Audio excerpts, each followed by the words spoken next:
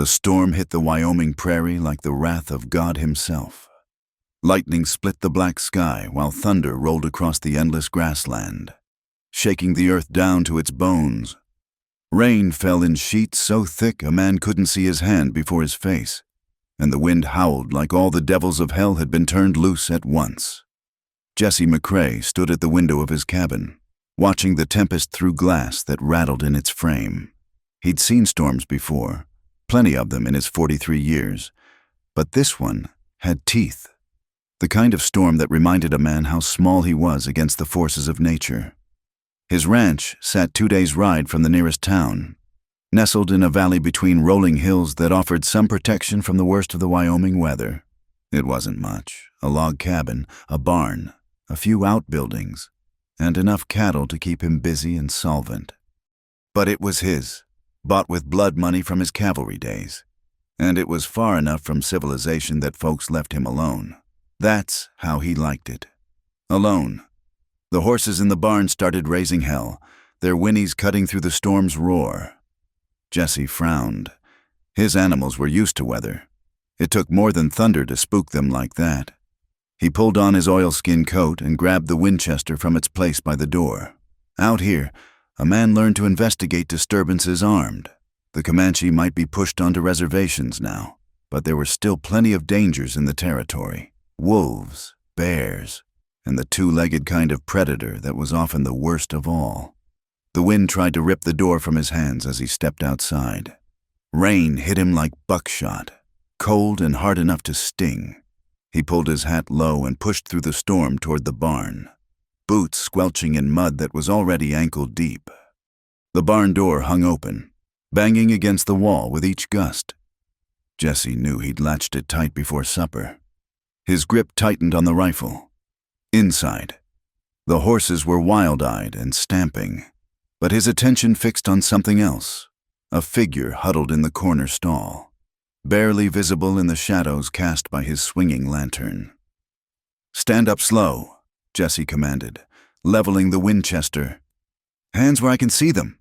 The figure stirred, and as it rose, Jesse's eyes widened despite himself. It was a woman, soaking wet, mud-splattered, and wearing what had once been a wedding dress. The white silk was torn and stained beyond salvation, hanging off her small frame like a shroud. Her feet were bare, bleeding from what must have been miles of running, dark hair plastered to her skull. And when she lifted her face to look at him, he saw eyes the color of storm clouds, gray and full of terror. "Please," she whispered, and her voice was hoarse, as if she'd been screaming. "Please don't send me back." Jesse kept the rifle steady, though something in his chest twisted at the raw fear in her voice. "Back where? Who are you?" She swayed on her feet, one hand clutching the stall rail for support. I just need one night, to rest. I'll be gone come morning, I swear it." "That's not what I asked." A violent shudder ran through her, not from cold, Jesse realized, but from whatever demon was chasing her. She glanced toward the barn door as if expecting someone to burst through at any moment. "They're coming," she said, so quiet he almost missed it under the storm's fury. "He'll kill me if he finds me." "Who?" But she was already sinking back down into the straw, her strength giving out. The wedding dress pooled around her like spilled milk. Jesse stood there for a long moment, rifle still raised, while his conscience waged war with his common sense. He'd come out here to get away from other people's troubles, to live quiet and die quiet, without any more blood on his hands or his soul. But he couldn't shoot an unarmed woman, and he couldn't throw her back into the storm. Even his demons weren't that cruel. "Hellfire," he muttered. Lowering the Winchester, he grabbed a horse blanket from a nearby rail and tossed it to her. She clutched it like a lifeline, wrapping it around her shoulders with shaking hands. "You can stay in here tonight," he said gruffly. "Come morning, you move on." She nodded quickly. "Thank you. I won't cause trouble. I promise." Jesse snorted. In his experience, women in wedding dresses showing up in the middle of the night were nothing but trouble. But he'd already made his choice. He moved to secure the barn door properly, then paused. "When's the last time you ate?" She looked up at him with those storm cloud eyes, and he saw her throat work as she swallowed. I don't remember, cursing under his breath. Jesse trudged back through the rain to his cabin. He returned with a hunk of bread, some dried beef, and a canteen of water. She fell on the food like a starving wolf, and he had to tell her to slow down before she made herself sick. While she ate, he studied her in the lantern light. Despite the mud and exhaustion, he could see she was quality. Fine bones, smooth skin that hadn't seen much sun. Her hands were soft, unused to work, Eastern bred. He'd bet his best horse on it. The wedding dress was silk, probably cost more than he made in 6 months. So what was a high-born lady doing running through a Wyoming storm in her bare feet? Got a name? He asked. She hesitated, then shook her head. Better if you don't know. Suit yourself. He left her the lantern and started for the door, then stopped. There's a pitchfork hanging on the wall there.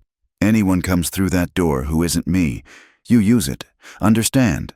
She nodded, and he saw her eyes flick to the tool in question. Good. She wasn't completely helpless. Jesse returned to his cabin, shed his wet clothes, and tried to settle in for the night, but sleep wouldn't come. He lay in his narrow bed, listening to the storm rage, and wondered what kind of trouble he'd just invited into his life.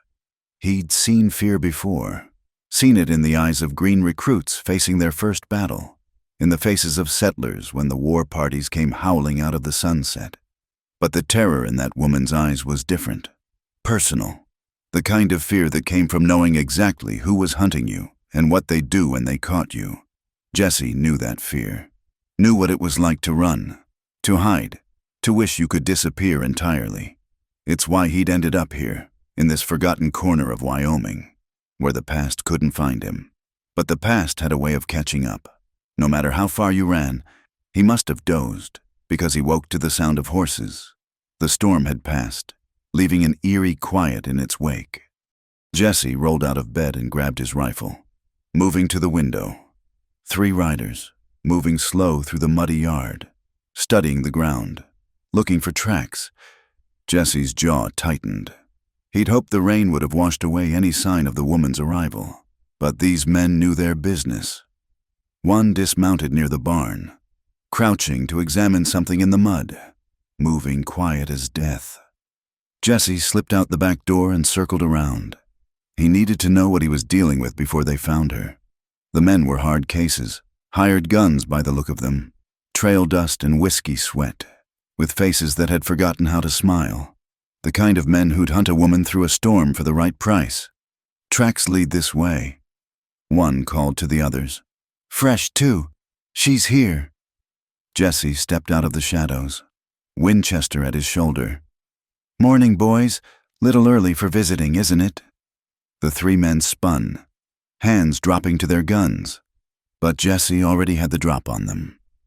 Easy now.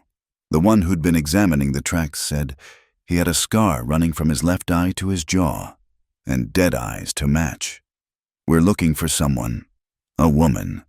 Figured she might have come this way in the storm. Haven't seen any woman, Jesse said evenly. Just me and my stock out here.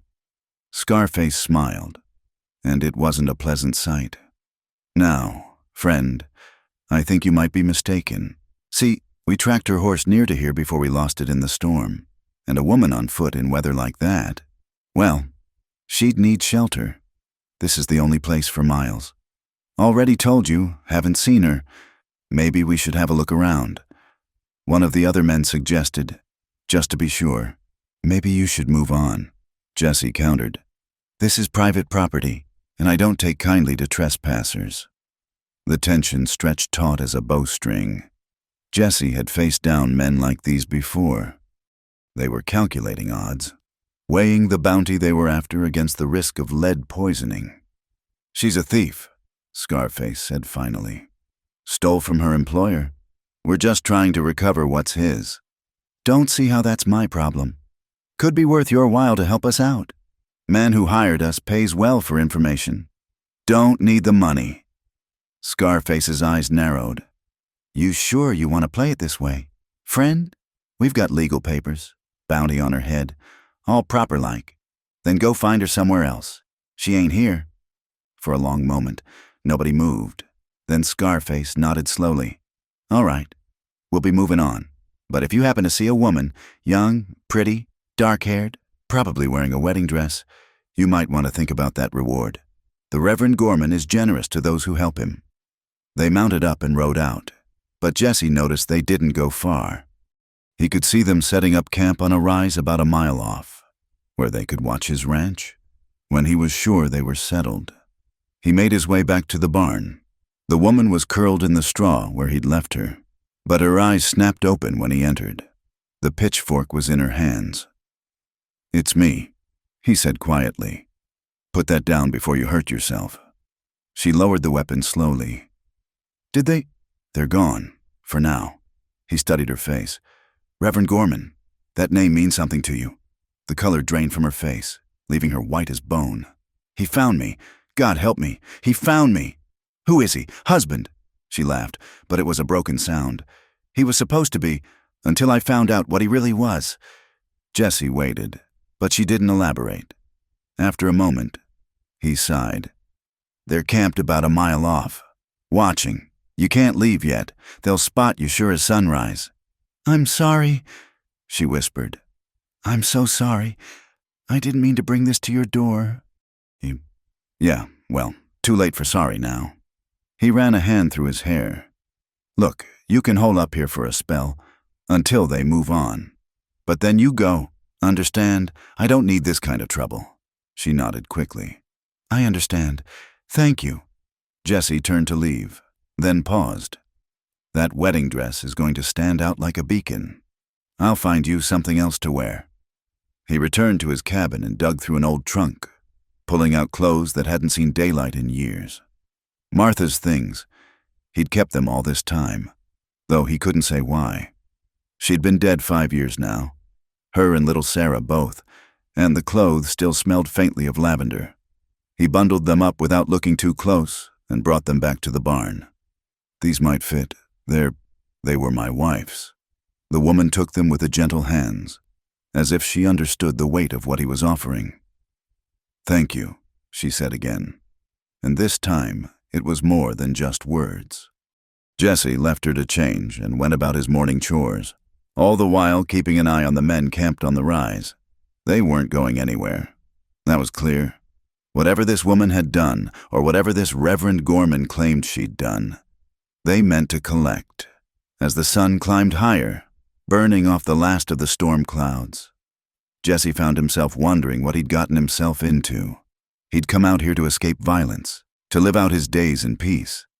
Now he had a runaway bride in his barn and hired guns watching his land. The smart play was to turn her over, wash his hands of the whole mess. But every time he thought about it, he saw those storm cloud eyes and the terror in them. Whatever else she was scared down to her bones. And Jesse McCrae, for all his faults, had never been able to turn his back on someone truly afraid, even if it meant his past might finally catch up with him after all. The morning sun painted the Wyoming hills gold, but Jesse barely noticed.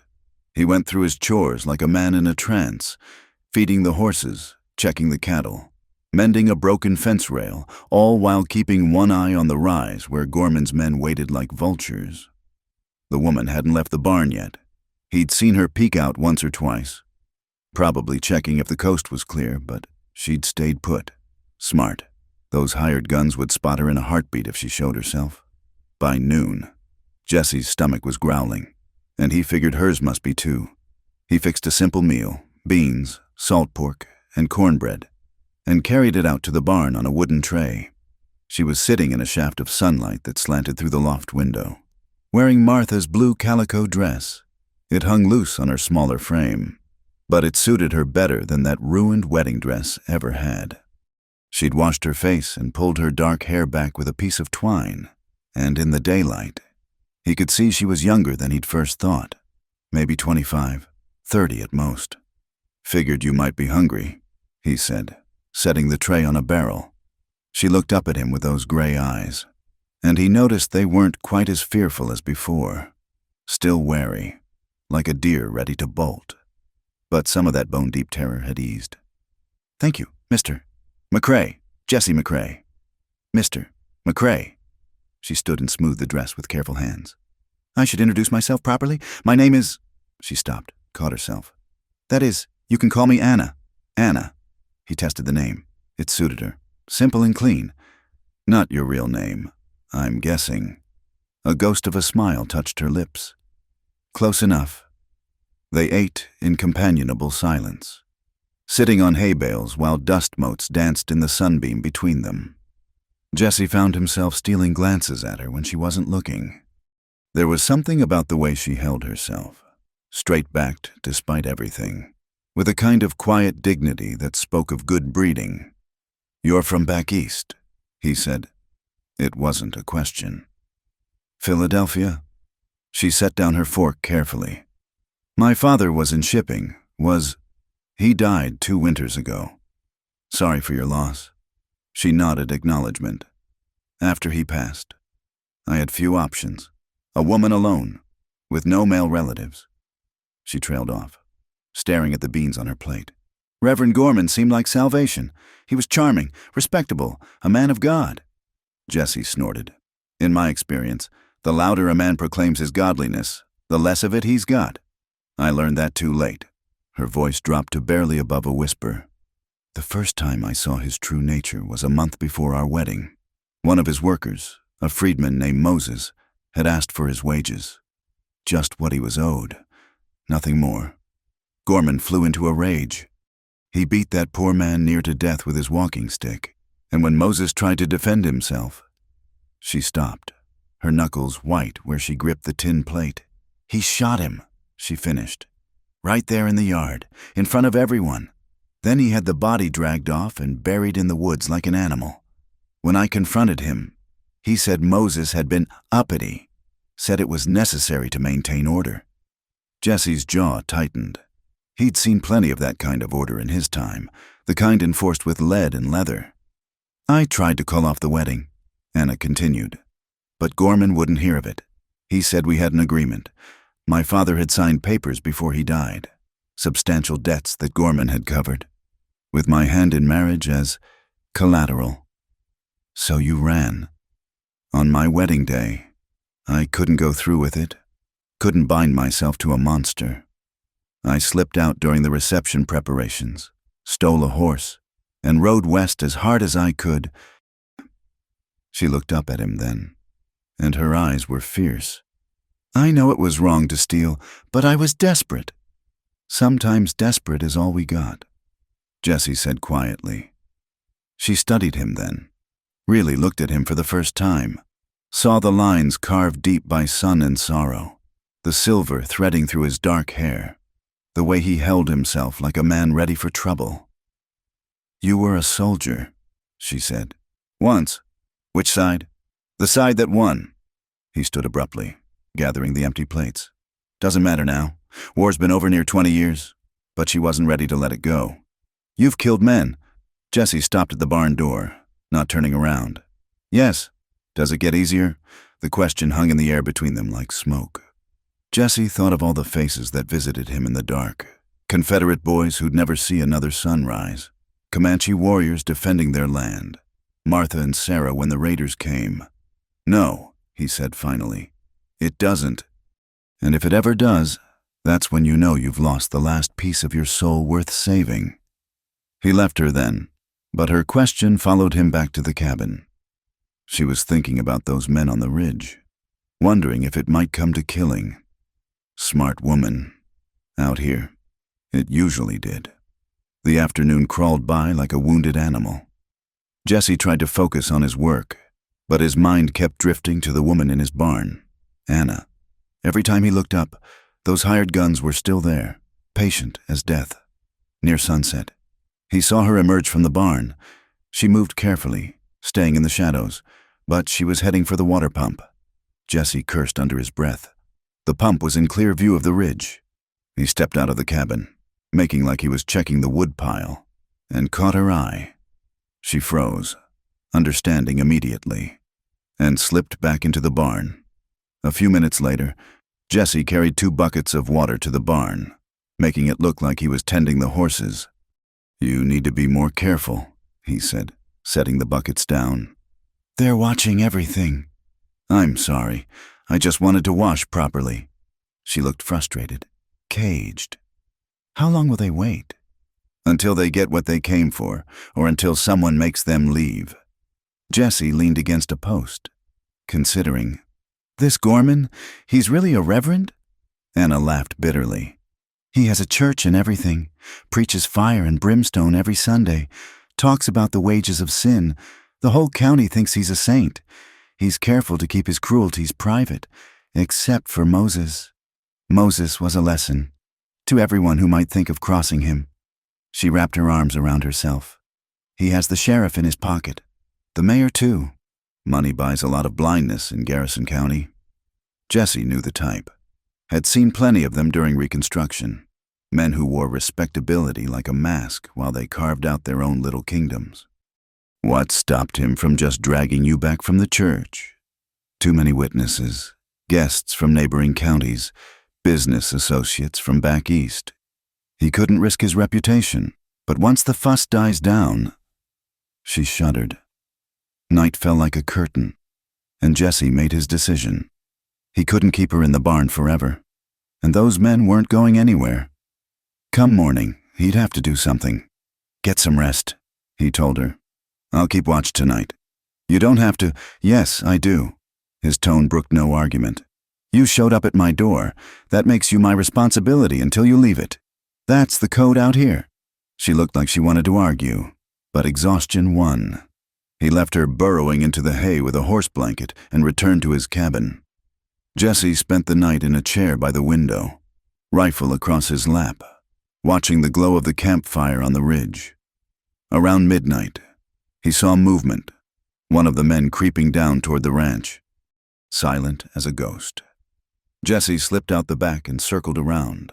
The man was heading for the barn, probably figuring to check if their quarry was hidden there.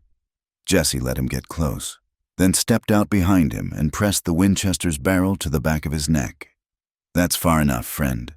The man froze. "Easy there. Just stretching my legs." "Stretch them back to your camp. Next time you come sneaking around my property in the dark, I won't be so neighborly." The man raised his hands and backed away slowly. "No need for trouble, mister. We're just doing a job. Do it somewhere else." Jesse watched him scramble back up the ridge, no doubt to report to his friends. They'd be more careful now, but also more determined. He'd shown his hand, made it clear he was protecting something. The rest of the night passed quiet, but Jesse didn't sleep. He sat in that chair, watching and thinking, as the stars wheeled overhead and coyotes sang in the distance. When dawn finally broke, he found Anna already awake, sitting by the barn door and watching the sunrise paint the mountains purple and gold. "It's beautiful here," she said softly. "So different from the city. All this space, this silence. I can see why you chose it." Jesse moved to stand beside her, careful to keep out of sight from the ridge. "It chose me. More like after the war. After—" He stopped, swallowed hard. "After I lost everything, I just started riding west, kept going until I found a place where the past couldn't follow. But it always does, doesn't it?" She looked up at him. "Follow. I mean, we carry it with us no matter how far we run." He thought of Martha's dresses in the trunk, of the dreams that still woke him, sweating and shaking. "Yeah, reckon we do." They stood there together, watching the world wake up, and Jesse felt something shift inside him. For 5 years, he'd lived like a ghost in his own life, going through the motions of existence without really being alive. But standing there with this woman, this stranger who'd blown into his life like a storm, he felt a flicker of something he'd thought was dead and buried. "I should leave today," Anna said suddenly. "I've put you in enough danger. If I can slip out tonight, maybe lead them away. They'll catch you before you make it a mile." Jesse's voice was flat, matter of fact. "You don't know this country, and they do. Besides, your horse is long gone." "Then what do I do?" For the first time since that first night, he heard real despair in her voice. "I can't hide in your barn forever. and I won't let them take me back to him." Jesse was quiet for a long moment, weighing options he didn't like against outcomes he liked even less. Finally, he sighed. "There's a town about 3 days north of here, Stanton. Got a railroad station. You could catch a train, head further west, California, maybe, or Oregon territory. Somewhere Gorman's reach doesn't extend. But how do I get there with them watching? That's the trick, isn't it?" Jesse rubbed his jaw, feeling the rasp of stubble. "Let me think on it. Meantime, you stay put and stay hidden. Can you shoot?" She nodded slowly. "My father taught me. He said a woman should know how to defend herself." "Smart man." Jesse went to a corner of the barn and pulled out a wrapped bundle. Inside was a Colt .45, well-maintained but not fancy. "This was Martha's? Keep it close." Anna took the gun with steady hands, checking the cylinder like someone who knew what they were doing. "Thank you for everything. I know you didn't ask for this trouble. Nobody asks for trouble," Jesse said. "It just finds some folks more than others." He left her there and went about the morning chores, his mind working on the problem. 3 men, experienced trackers, watching his every move. A woman who couldn't ride hard or fast enough to outrun them, and him, a man who'd sworn off violence, caught in the middle. By midday, he'd made his choice. It wasn't a good one, but it was the only one that might keep her alive. That evening, as the sun sank toward the mountains, Jesse McCrae began to plan. He'd kept the past at bay for 5 years, but now it was time to remember what he'd been before. A cavalry officer who'd survived a dozen campaigns and more skirmishes than he could count. Those men on the ridge thought they had him boxed in. They were about to learn different. The next morning dawned clear and cold, with frost glittering on the grass like scattered diamonds. Jesse saddled his mare, a steady buckskin named Sage, and led her to the barn where Anna waited. "We're going for a ride," he announced, handing her a wide-brimmed hat. "Put this on. Keep your head down. From a distance, you'll pass for a ranch hand." She looked uncertain. "But those men will see me taking my hired help to check the north pasture. Nothing unusual about that."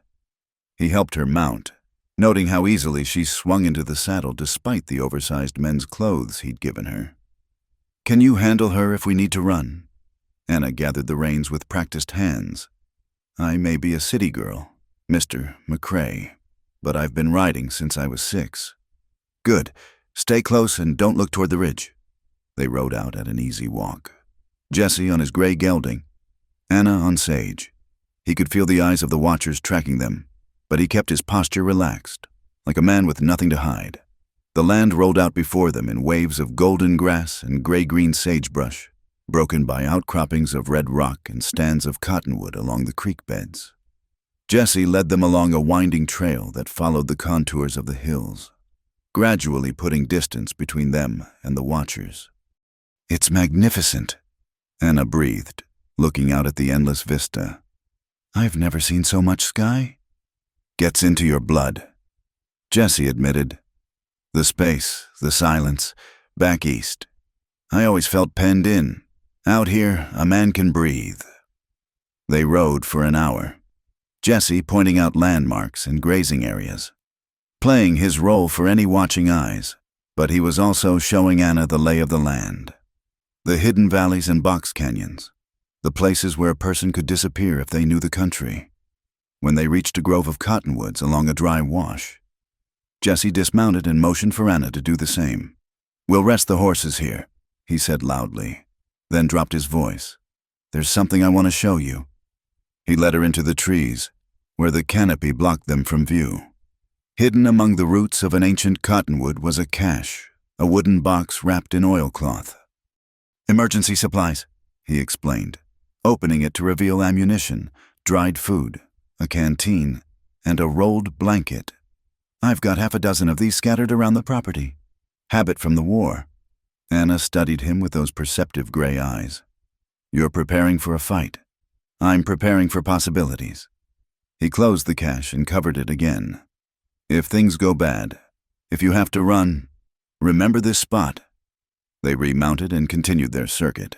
But Jesse took a different route back, one that swung closer to the northern boundary of his land. As they crested a low rise, he pointed to a distant smudge of smoke. "That's the Hendricks place. Good people. Their boy Tom rides over sometimes to help with the heavy work. If something happens to me—" "Don't say that." He looked at her, surprised by the vehemence in her voice. "I won't be responsible for your death," she said firmly. "I'll turn myself in before I let that happen." "Nobody's dying if I can help it," Jesse said. "But out here, you plan for the worst and hope for the best." They were approaching a section of eroded badlands when Jesse's gelding suddenly shied, ears pinned back. A moment later, he saw why. Fresh horse tracks, crossing their path. "Company," he muttered, scanning the broken country ahead. As if on cue, a rider appeared from behind a rock formation, not one of Gorman's men. This was a younger fellow, maybe 20, wearing the rough clothes of a drifter. "Afternoon," the stranger called, riding closer. He had the hungry look of a man too long between meals and the wary eyes of someone running from something. "Afternoon," Jesse replied, his hand resting casual-like on his thigh, close to his holstered Colt. "You're on private land. Friend." "Sorry about that. Got turned around." The young man's eyes slid to Anna, lingered a moment too long. "Didn't know there were any spreads out this way." "Now you know," Jesse said flatly. "Town's that way, if you're looking for work or supplies. Much obliged." But the drifter didn't move on. "Say, that wouldn't be the McCrae Ranch, would it? Heard tell in town there might be some excitement out this way. Something about a reward." Jesse's expression didn't change, but Anna tensed beside him. "Don't know anything about any reward," Jesse said. "But I do know you're trespassing. I'll ask you once more, polite-like, to move along." The drifter's face hardened. "No need to get unfriendly, just making conversation." His hand drifted toward his gun. "Though now that I get a good look at your friend there." Jesse drew and fired in one smooth motion, the shot echoing off the rocks. The drifter's hat flew off his head, and his horse reared in panic. "Next one won't be a warning," Jesse said, his smoking Colt steady as stone. The young man went pale, clutching his reins as he fought to control his mount. "You're crazy, old man." "Maybe, but I'm also a good shot." "Now get—" The drifter wheeled his horse around and spurred hard toward town, leaving a dust cloud in his wake. Anna let out a breath she didn't know she'd been holding. "He'll tell them. Those men on the ridge already know."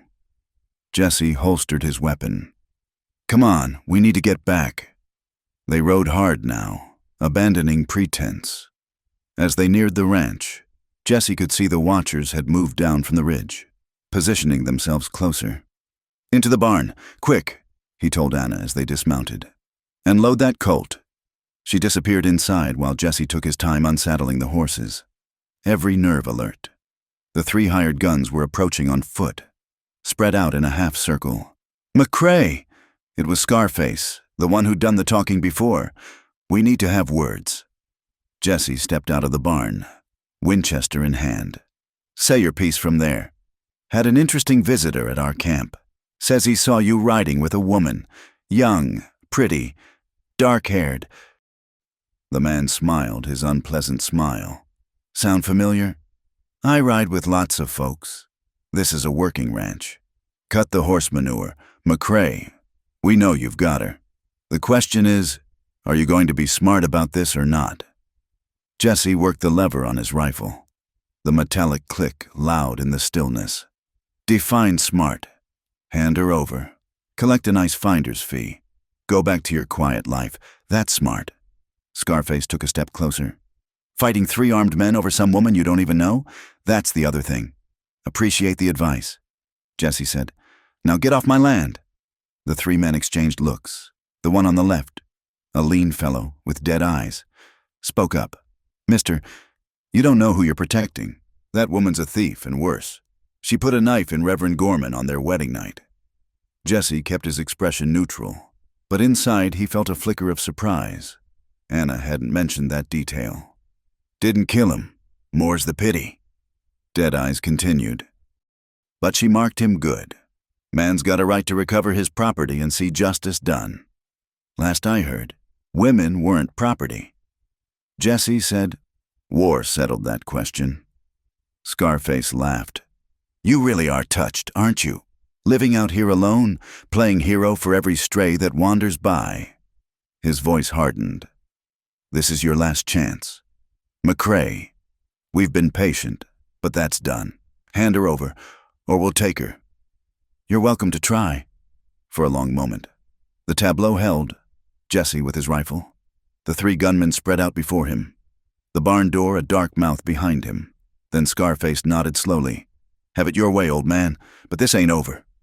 They backed away, keeping their eyes on Jesse until they were out of effective rifle range. But they didn't return to their camp on the ridge. Instead, they mounted up and rode toward town. Jesse watched until they were out of sight, then quickly ducked into the barn. They're gone, Anna said. She was standing by the door, the Colt in her hand. Why would they leave? They're not leaving, Jesse said grimly. They're going for reinforcements. That boy I scared off will have spread the word by now. Probably a dozen men in town who'd ride out here for a shot at that reward. Anna's face went pale. Then I have to go. Now, before they come back. On foot? You wouldn't make it 5 miles. Jesse ran a hand through his hair, thinking fast. No, we've got maybe 2 hours before they return. Time enough to get ready. Ready for what? For whatever comes next. He looked at her. Really looked at her. That true, what they said? About the knife? She met his gaze without flinching. He came to my room after the ceremony. I'd locked the door, but he broke it down. Said it was his right as my husband. Her voice was steady, but her knuckles were white on the gun grip. I had a letter opener on the dresser. When he grabbed me, I fought back. Good, Jesse said simply. She blinked. Good. Man forces himself on a woman. He deserves whatever he gets. You did right. Something in her face crumbled then, and for a moment, he thought she might cry. But she pulled herself together, straightening her spine. What do we do now? Jesse moved to the barn wall and pulled down an old cavalry saber, its blade still bright despite the years. Now we turn this place into a fortress, and you tell me everything about Reverend Gorman. Everything. Because if we're going to survive this, I need to know exactly what kind of man we're dealing with. As Anna began to speak, telling him about Gorman's connections, his wealth, his cruelties, Jesse felt the old familiar calm settling over him, the calm that came before battle, when fear transformed into focus and a man discovered what he was truly made of. He'd thought that part of him was dead, buried with Martha and Sarah, but it seemed some things, once learned, could never be forgotten. The sun was westering, painting the mountains red as blood. When Jesse finished his preparations, ammunition laid out, sightlines checked, water and food stashed where they could reach it under fire. Anna had helped, following his instructions without question, and he'd been impressed by her steady hands and quick understanding. You've done this before, she observed, checking the loads in a spare rifle. Different war, same principles. Jesse said, defense favors the prepared. Will they really come back with more men, for one woman? It's not about you anymore. Jesse explained, now it's about pride. I made them back down. They can't let that stand, not if they want to keep working in this territory. Anna was quiet for a moment.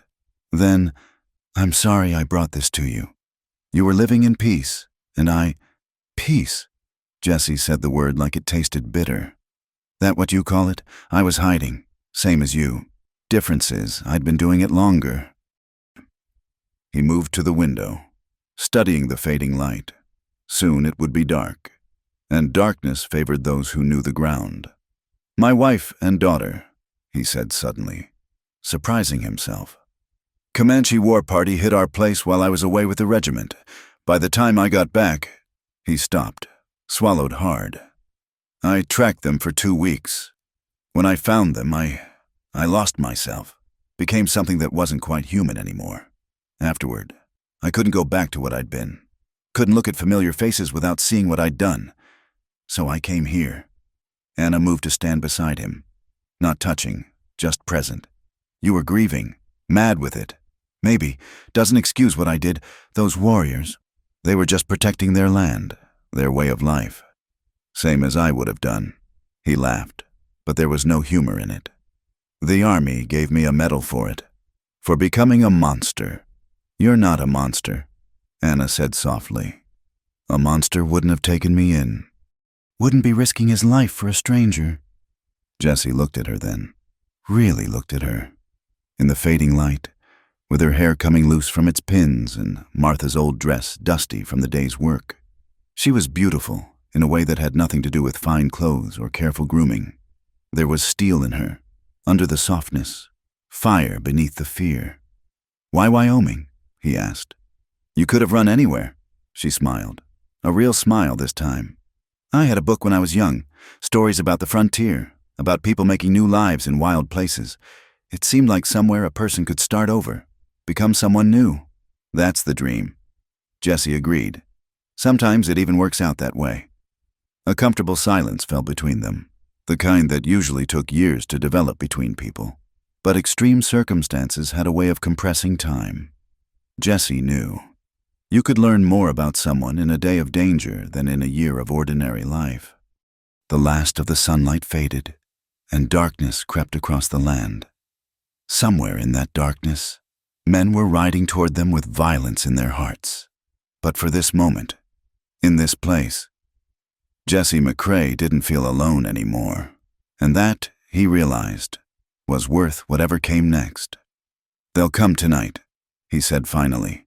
Men like that, they prefer darkness for their work.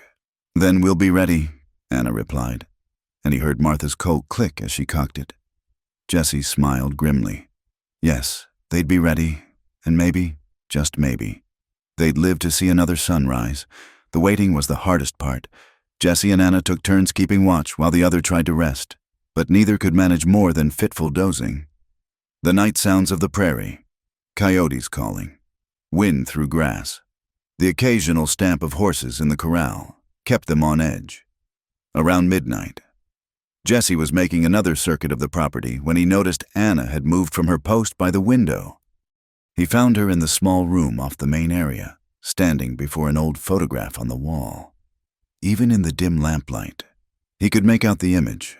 Himself, years younger, with Martha and little Sarah.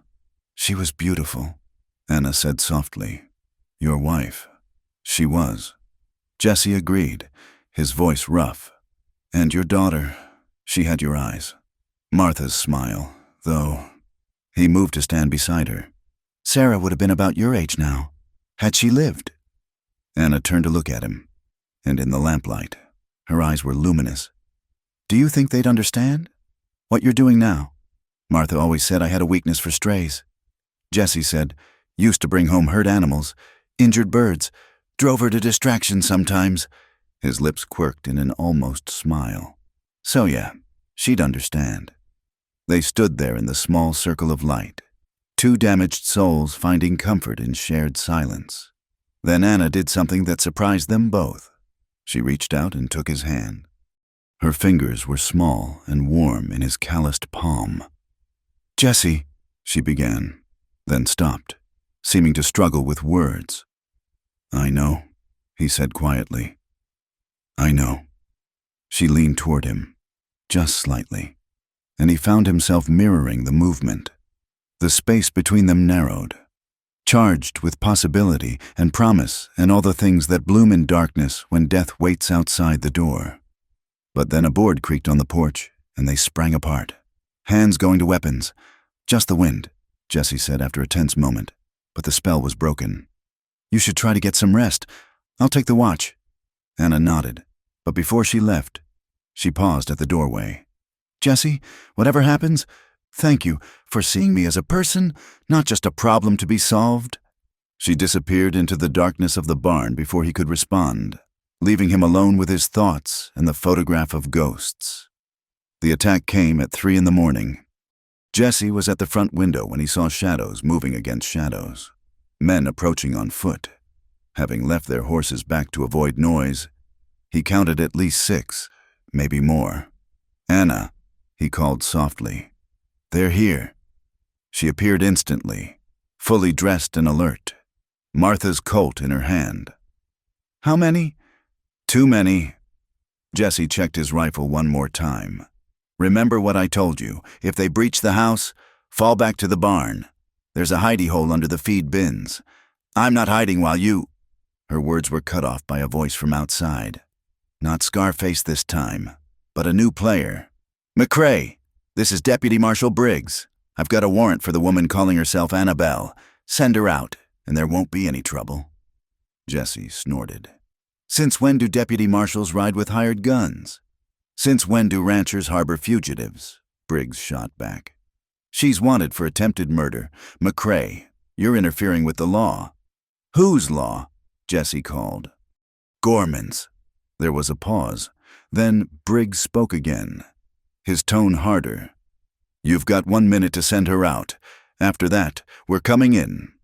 Jesse glanced at Anna. She was pale, but steady, gripping the Colt with both hands.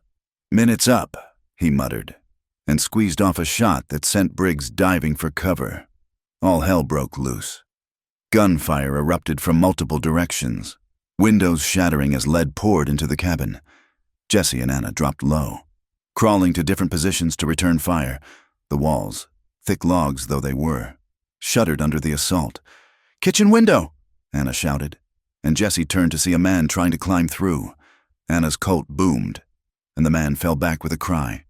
Jesse fired through the front window, keeping heads down, but he knew they couldn't hold for long. There were too many angles to cover, too many ways in. Moving to the barn, he decided. On 3. 1, 2, the front door exploded inward, kicked open by a man with a shotgun. Jesse fired by instinct, center mass, and the man went down, but more were coming behind him. "Now!" They ran for the back door, Jesse covering their retreat. A bullet tugged at his sleeve. Another splattered wood chips from the door frame. Then they were outside, sprinting across the yard as lead whistled around them.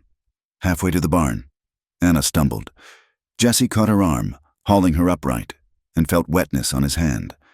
"Blood." "I'm fine," she gasped. "Just grazed." They crashed through the barn doors, and Jesse immediately barred them, then guided Anna to a defensive position he'd prepared in the loft. "Let me see," he demanded, but she shook him off. "Later. They're coming." She was right. Through the gaps in the barn walls, they could see men spreading out, surrounding the structure. Jesse counted 8, maybe 9, too many. "McCrae!" It was Briggs again. "You just shot a lawman." "That's a hanging offense.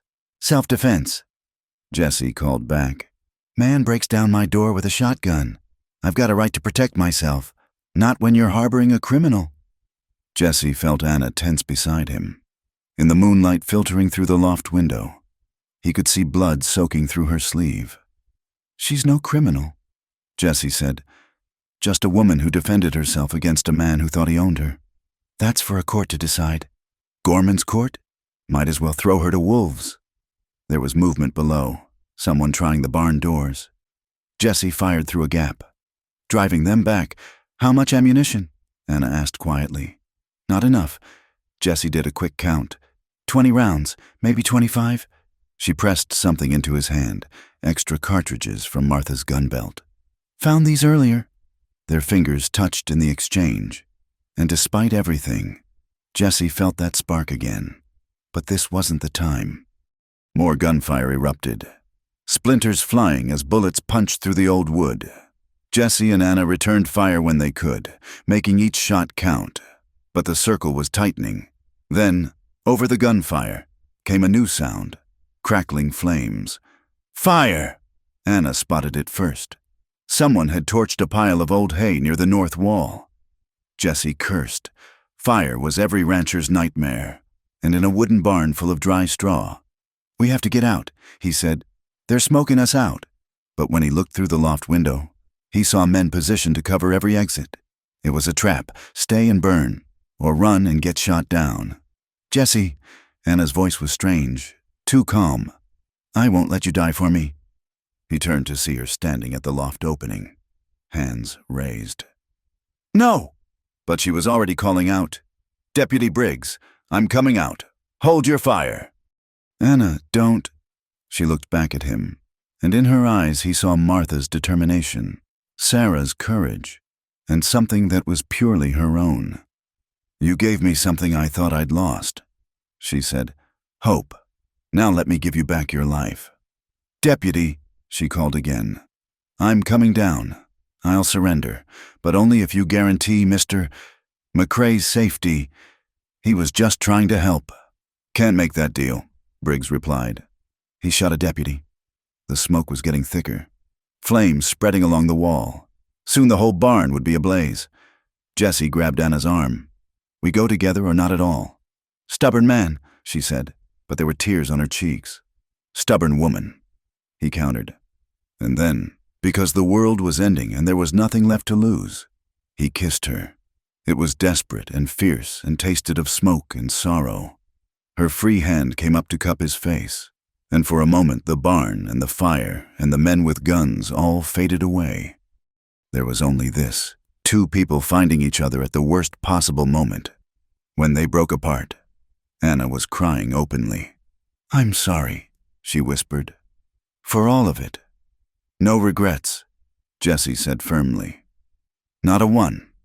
The smoke was thick now, flames licking at the loft floor. Below, men were shouting, arguing about whether to rush in or wait. Jessie made a decision. "There's another way." He led her to the back corner of the loft, where loose boards concealed a small opening. "Leads to the tool shed out back. I cut it years ago, after the Indian troubles. Never thought I'd need it." "What about you?" "I'll be right behind." It was a lie, and they both knew it. Someone had to keep the attackers focused on the barn. Anna gripped his hand hard enough to hurt. "Jesse McCrae, if you die on me, I'll never forgive you." "Then I'd better not die." He kissed her once more, quick and hard. "Now go. Head for the cache I showed you. Then north to Stanton. Don't look back." She went, disappearing through the hidden exit like a ghost. Jesse turned back to the windows, firing at shadows, keeping attention on himself. The fire was roaring now, heat searing his face. Time to go. He headed for the exit. A bullet caught him in the shoulder, spinning him around. He went to one knee, gasping, then forced himself up. Another shot, this one grazing his ribs. But he kept moving, half falling through the concealed exit just as the loft floor began to collapse. Outside, the night air was shockingly cold after the heat of the fire. Jesse stumbled toward the tool shed, then beyond, following Anna's path. He could hear shouting behind him, the barn fully engulfed now, lighting up the night. He found her at the cottonwood grove, trying to saddle Sage with her wounded arm. "Damn it, woman. I told you not to wait. And I told you not to die." She saw the blood on his shirt and went pale. "Jesse, later. We need a ride." Together they managed to get the saddle on, and Jesse boosted her up despite the fire in his shoulder. He hauled himself up behind her, teeth gritted against the pain. "Which way?" Anna asked. Jesse looked back at his burning barn, at the life he'd built in isolation. Then he looked at the woman in his arms, felt her warmth against him, and made his choice. "North," he said, "to Stanton. Then wherever you want to go." She corrected. "Wherever we want to go." They rode out into the darkness, two wounded souls seeking salvation in each other, while behind them the past burned to ashes and the future waited, uncertain but no longer empty. The stars wheeled overhead, eternal and indifferent, but Jesse no longer felt their cold distance. He had Anna's warmth, her courage, her hope. It was enough. More than enough. It was everything. They rode through the darkness until dawn painted the eastern sky pale pink and gold. Jesse's shoulder burned like fire, and he could feel blood seeping through his shirt, but he kept silent. Anna needed to believe they could make it. When they finally stopped to rest by a creek, she saw the extent of his wounds and went white. "Jesse, my God, it looks worse than it is." He lied, dismounting carefully.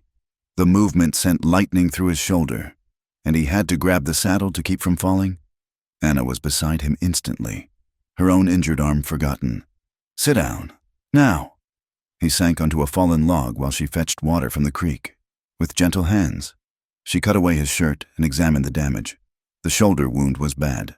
The bullet still lodged deep, but the graze on his ribs was shallow. "We need a doctor," she said.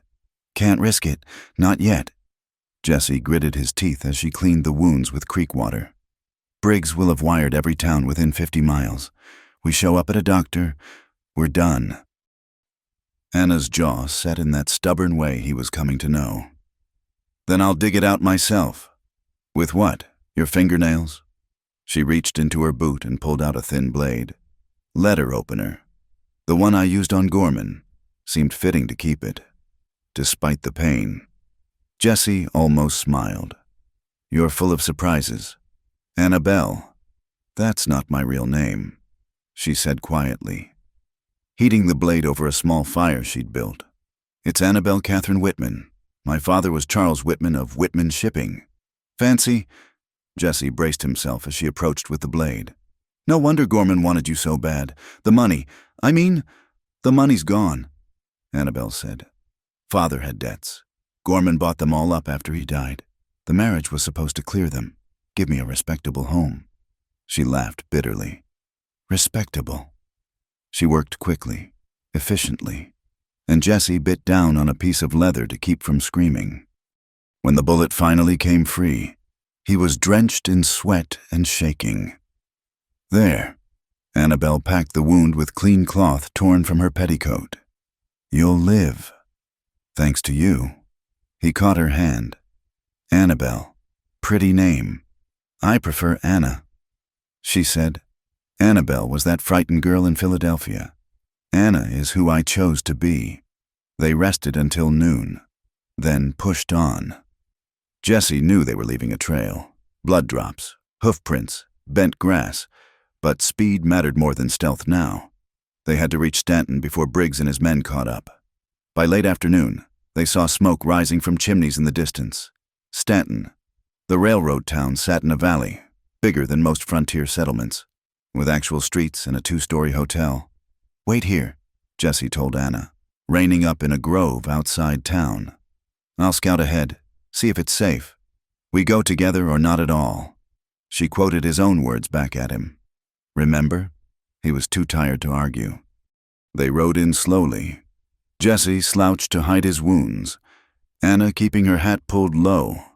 The streets were busy with the usual mix: cowboys, merchants, women doing shopping, children playing in the dust. No sign of lawmen or Gorman's hired guns.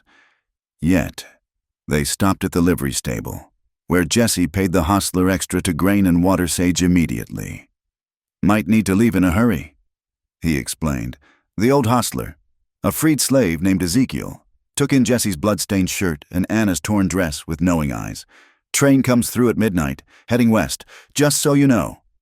"Much obliged." They took a room at the Frontier House, signing the register as Mr. and Mrs. Johnson. The clerk, a thin man with nervous hands, barely glanced at them. He'd seen too many couples who weren't quite what they claimed to be. Once in the room, Jesse collapsed on the bed, strength finally giving out. Anna locked the door and wedged a chair under the handle, then sat beside him. "You're burning up," she said, feeling his forehead. "The wound's infected. Just need rest." But he was shivering despite the fever, and Anna's face kept swimming in and out of focus. She left and returned with a bottle of whiskey, bandages, and a packet of carbolic powder. The pharmacist was very understanding. She said, "Especially after I mentioned we were recently married and my husband had been injured in a hunting accident." Through his fever, Jesse watched her work, cleaning the wound again, dusting it with carbolic, binding it tight. Her movements were sure and gentle, and when she wiped the sweat from his face with a cool cloth, he caught her hand. "Why are you doing this?" he asked. "You could leave, take the train, disappear. You don't owe me anything." Anna looked at him with those storm-gray eyes, and for once, all her walls were down. Don't you know by now? Jesse McCrae, I'm not here because I owe you. I'm here because I choose to be. She leaned down and kissed his forehead, his cheeks, finally his lips, soft and sweet and full of promise. Rest now, she whispered. I'll keep watch. Jesse drifted in and out of consciousness, caught between fever dreams and reality. Sometimes he was back in the war, cavalry sabers flashing in the sun. Sometimes he was holding Martha and Sarah, trying to protect them from shadows. And sometimes he was simply here, in this room, with Anna's cool hand in his and her voice anchoring him to the world. He woke fully to the sound of boots in the hallway, many boots, moving with purpose. Anna was already up, Martha's Colt in her hand. They're here, she whispered. Jesse forced himself upright, reaching for his rifle. The fever had broken, leaving him weak but clear-headed. McCrae! Deputy Briggs's voice boomed through the door. Open up. Hotel surrounded. No way out this time. Jesse looked at Anna, saw his own thoughts reflected in her eyes. They'd come too far to give up now. Window? She suggested. He glanced out. Two-story dropped to an alley, and he could see men positioned at both ends. No good. The door shuddered under a heavy blow. Another few hits and it would give way. Jesse, Anna said urgently, I need to tell you, in the barn. When we kissed, I wanted you to know. I know, he said. Me too. The door crashed open, and Briggs filled the doorway. Gun drawn. Behind him crowded more men, all armed, all focused on the fugitives. Drop the weapons, Briggs commanded. Now. Jesse calculated odds, angles, chances. None of them good. Slowly. He lowered his rifle. Beside him, Anna did the same with the Colt. Smart choice, Briggs said, though about 6 days too late. He gestured to his men. Take them. As rough hands grabbed Jesse, one of the deputies said, Reverend Gorman's on his way. Should be here by morning, wants to deal with the woman personally. No, Jesse growled, struggling despite his wounds. You can't. A rifle butt to the stomach doubled him over, and they dragged him out. The last thing he saw was Anna's face, pale but unafraid, as they hauled her in the opposite direction. They threw Jesse in the town jail, a stone building with 2 cells and 1 board deputy on guard. His cell was small and cold, with a narrow bunk and a bucket in the corner. You'll hang, the deputy informed him cheerfully. Killing a lawman? Even in self-defense. That's a capital offense out here. Jesse sank onto the bunk, testing his bonds. The fever had left him weak, and his shoulder throbbed with each heartbeat. But he was alive, and as long as he was alive, there was hope. Where's the woman? He asked. Hotel, under guard. Reverend's orders. Wants her comfortable for her journey back. The deputy leered. Though I hear she won't be comfortable for long once he gets her home. Jesse closed his eyes, rage and despair warring in his chest. He'd failed. Failed Anna, failed himself, failed the promise of redemption they'd found in each other. But then he heard it, a sound from outside. Horses, many horses, riding hard. The deputy frowned, moving to the window. What in the hell? The door burst open, and men poured in. Not Briggs' men. These were older, harder, wearing the unmistakable bearing of veterans. At their head was a grizzled sergeant Jesse recognized with shock. Sullivan? Captain McCrae. Sullivan snapped a salute that was only partly mocking. Heard you were in a spot of trouble, sir. Thought the old unit might lend a hand. How? That hostler, Ezekiel. He's got ways of getting word out. Knew some of us had settled in the territory after the war. Sullivan grinned. Can't let our captain hang for defending a lady's honor, now can we? The deputy, outnumbered 6 to 1, wisely raised his hands. Within minutes, Jesse was free, his men efficiently disarming and tying up the guard. The hotel, Jesse said urgently. Anna, the woman. Already on it, sir. Sullivan handed him a loaded Colt. Perkins and Williams are creating a distraction. Should be any minute now. An explosion rocked the night, followed by shouts and gunfire from the direction of the saloon. "That'll be them," Sullivan said with satisfaction. Nothing like a good old-fashioned bar brawl to draw lawmen away from their posts. They moved fast through the darkened streets, Jesse's old command instincts taking over despite his wounds. At the hotel, they found chaos. Deputies running toward the saloon. Guests milling in confusion. "Second floor," Jesse told his men. "Room at the end?" They went up hard and fast. No subtlety now. The guard at Anna's door barely had time to reach for his gun before Sullivan's fist dropped him. Jesse kicked in the door to find Anna struggling with Reverend Gorman himself. The man had arrived early, eager to claim his prize. He had Anna's arm twisted behind her back, a knife at her throat. Silas Gorman was everything Jesse had expected. Tall, well-dressed, with the kind of handsome face that hid corruption like a whitewashed tomb. His collar was pristine white, but his eyes were black as sin. "Back off," Gorman snarled. "She's mine by law and by right. Let her go," Jesse said quietly, the Colt steady in his hand. "You're the one who's been hiding her." Gorman's grip tightened, making Anna gasp. "I should thank you for keeping her safe for me, though she'll need considerable correction for her disobedience." "I said, let her go." "Or what? You'll shoot a man of God?" Gorman laughed. "I think not. You're a soldier. McCrae, you follow rules, laws. You won't murder an unarmed minister." Jesse smiled then, and it wasn't a pleasant sight. "You're right. I am a soldier. Was, anyway. Know what they taught us in the cavalry?" Gorman's eyes narrowed. "What?" "Sometimes the only way to save something precious is to risk destroying it." Jesse fired. The bullet took Gorman's ear off, passing so close to Anna's head that her hair moved with its passage. Gorman screamed, dropping the knife to clutch his bleeding ear. Anna twisted free and ran to Jesse, who caught her with his free arm while keeping the Colt trained on Gorman. "You shot me," Gorman wailed. "You shot a minister." "Just grazed," Jesse said calmly. "Next one goes center mass. Your choice, Reverend." Gorman looked around wildly, seeing Sullivan and the others, all armed, all with the steady gaze of men who'd seen too much to be impressed by claims of righteousness. "This isn't over," he snarled. "I have influence, connections. You'll all hang for this." "Maybe," Jesse agreed. "But you'll be dead, so you won't get to watch." Something in Jesse's eyes must have convinced him, because Gorman backed toward the door, still clutching his bleeding ear. "This isn't over," he repeated, then fled. "Train's leaving soon," Sullivan reminded them. "Best be on it." They made it to the station just as the midnight westbound was building steam. Jesse bought 2 tickets to San Francisco with the last of his saved money, then turned to Sullivan and the others. "I can't thank you enough." "No thanks needed, Captain." Sullivan grinned. "Been boring as hell since the war ended. This was the most fun we've had in years."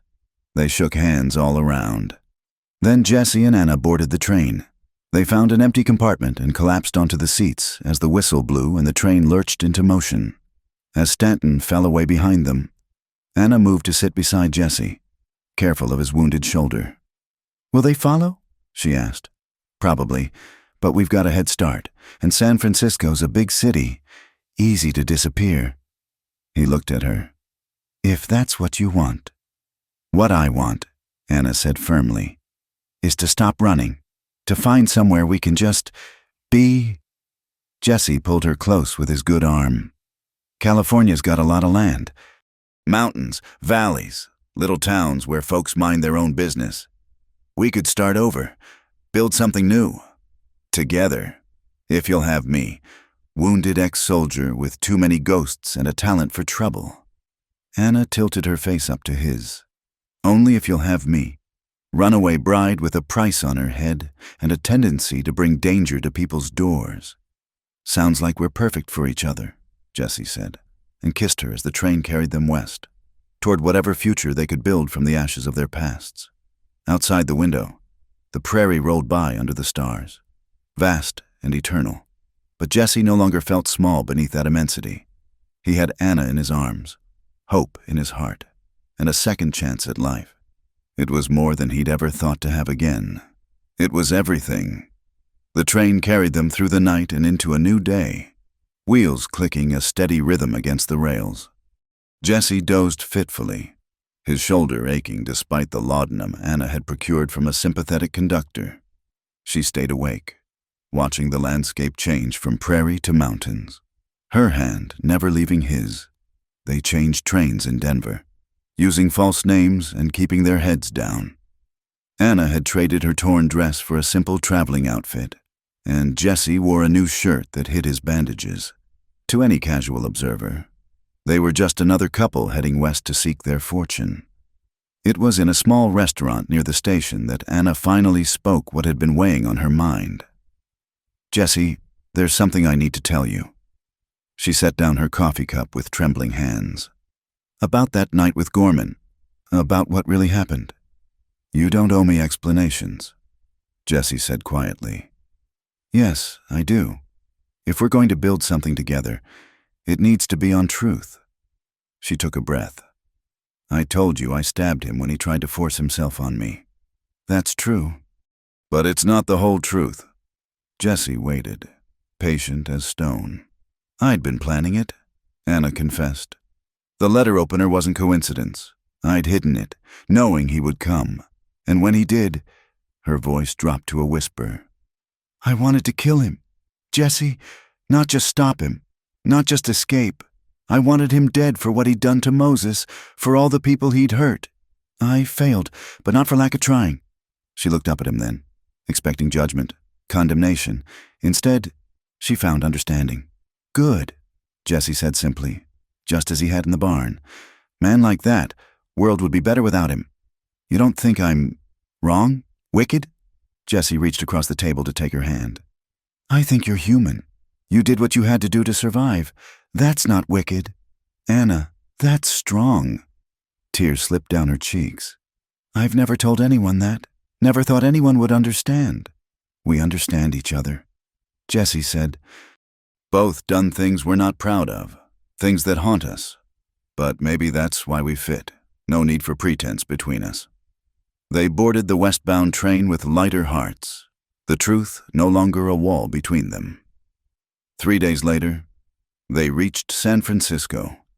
The city was a shock after the open prairie, buildings crowding against each other, streets teeming with people of every description. The air smelled of salt and fish, coal smoke and humanity. They found lodgings in a boarding house near the waterfront, run by a Chinese widow named Mrs. Chen, who asked no questions as long as the rent was paid. Their room was small but clean, with a window overlooking the bay. That first night, as fog rolled in from the Pacific, they lay together on the narrow bed. Not as lovers, not yet, but as two people learning to trust in safety. Jesse's shoulder was healing, the infection finally gone, and Anna's arm barely hurt anymore. "What now?" Anna asked into the darkness. "Now we disappear," Jesse said. "Become whoever we need to be, find work, save money, then maybe head north. Oregon, Washington territory. Somewhere Gorman's reach doesn't extend. Can we really just start over? People do it all the time out here. That's what the West is for, second chances. But second chances, they soon learned, required money. Jesse's savings were nearly gone, and work was hard to find for a man with a wounded shoulder and a woman with soft hands. Jesse tried the docks first, but the foreman took one look at his injury and shook their heads. Anna applied at shops and restaurants, but positions for respectable women were scarce and competition fierce. After a week of closed doors and dwindling funds, they sat in their small room, sharing a meager supper of bread and cheese. "I could try the saloons," Anna said quietly. "They're always hiring." "No," Jesse's voice was sharp. "Not that, never that. We need money. Jesse, pride won't pay the rent." "It's not pride. It's—" He struggled for words. "I won't have you in danger again. Those places, those men. I can take care of myself." "I know you can. That's not the point." He pushed away from the table, pacing the small space. "We didn't come all this way for you to end up—" He stopped, seeing the hurt in her eyes. "End up what? Jesse, say it." "That's not what I meant." Isn't it? Anna stood too, facing him. Do you think I'm too good for honest work? Or not good enough? Which is it? They stood there, the tension crackling between them, all the stress and fear of the past week suddenly boiling over. I think you're everything, Jesse said finally, his voice rough. And I'm terrified of losing you, of failing you like I failed. Don't. Anna closed the distance between them. Don't you dare compare me to them. I'm not Martha. I'm not Sarah. I'm here. I'm alive. And I'm choosing to stay with you. But you have to let me be your partner, not your responsibility. Jesse looked at her, really looked at her, saw the steel in her spine, the fire in her eyes, the woman who'd survived Gorman and gunfights and days on the run. She was right. She wasn't Martha, who'd needed protection. She was Anna, who could protect herself. Partners, he agreed, and pulled her close. They kissed then, not with the desperation of the barn, but with intention, with promise. And when Anna led him to the bed, he didn't resist. They came together like two rivers meeting, inevitable and right. In the darkness, with the foghorns calling across the bay, they found in each other not just comfort but completion. Afterward, they lay entwined, Anna's head on Jesse's good shoulder, her fingers tracing the scars on his chest. Tell me about them, she said softly. The scars, the dreams that wake you. So he did, told her about every battle, every loss, every moment that had carved away pieces of his soul. And she listened, understanding what it cost him to open those wounds. When he was done, she told him her own stories. The loneliness after her mother died. Her father's slow decline. The cage Gorman had built around her with debt and obligation. We're both haunted, she said finally. But maybe together, we can find some peace. The next morning brought unexpected opportunity. Mrs. Chen knocked on their door with news. Her nephew ran a small ranch in the Sacramento Valley and needed help for the harvest. The pay wasn't much, but it included room and board. He good man, Mrs. Chen assured them, not ask questions about past. They left San Francisco that afternoon, taking a riverboat up the Sacramento River. The city fell away behind them, replaced by rolling hills and farmland. Jesse felt something ease in his chest as they moved away from crowds and back toward open sky. The Chen ranch was modest but well kept, with fruit orchards and a small herd of cattle. Thomas Chen was a young man with his aunt's shrewd eyes and quiet manner. He showed them to a cabin behind the main house, 2 rooms with real floors and glass windows. Work starts at dawn, he said simply. Sunday's off. Any trouble with locals about? He gestured between them, clearly noting their lack of wedding rings. You come to me. They settled into a routine, Jesse working the orchards despite his shoulder, Anna helping Thomas's wife, Lily, with the household and garden. It was hard work, but honest, and at night they returned to their cabin tired but content. One evening, as they sat on the porch watching the sunset, Anna said, We should write to Sullivan. Let him know we're safe. Jesse nodded. They owed his men that much. And maybe, Anna hesitated, maybe we should make this official, our partnership. Jesse looked at her, saw the uncertainty in her eyes. Anna, are you asking me to marry you? She blushed, but met his gaze steady. Would that be so terrible? A widow and a widower, starting fresh? Terrible. Jesse pulled her onto his lap, ignoring the twinge in his shoulder. Woman, it'd be the best thing that ever happened to me. Twice. They were married the following Sunday by a circuit preacher, with the Chens as witnesses. No white dress, no fancy ceremony, just simple vows exchanged under a blue sky. When the preacher pronounced them man and wife, Jesse kissed his bride with all the tenderness of a man given a second chance at life. That night, in their little cabin, they made love as husband and wife. And if Jesse called her Annabelle in his passion, and if Anna whispered endearments against his scarred skin, there was no shame in it. They were building something new from the broken pieces of their pasts, but even in their happiness, they knew peace was fragile. Gorman was out there, somewhere, his pride wounded more than his ear, and men like that didn't forget. The letter came 3 weeks later, delivered by a writer who didn't stay for an answer. Jesse recognized the elegant handwriting before he even opened it. "My dear Mrs. McCrae," it began, and Jesse felt Anna tense beside him as he read aloud. "I trust this finds you well in your new circumstances. Please be assured that I bear you no ill will for your impulsive actions. Indeed, I understand that a young woman of passionate temperament might be momentarily led astray by a man of violent proclivities. I write to inform you that all charges against you have been withdrawn. You are free to return to Philadelphia at any time. Furthermore, I am prepared to forgive all debts and provide a generous settlement, asking only that you return to fulfill our original agreement. I remain, as always, your devoted servant, Reverend Silas Gorman. P. Your companion, Mr. McCrae, remains wanted for the murder of Deputy Collins and the assault upon my person. I regret that Christian charity does not extend to pardoning such heinous acts." Anna took the letter and fed it to the stove. "He knows where we are. He knows where we were." Jesse corrected. "Letters dated 2 weeks ago. We've got time." "To run again?" Jesse pulled her close. "To prepare.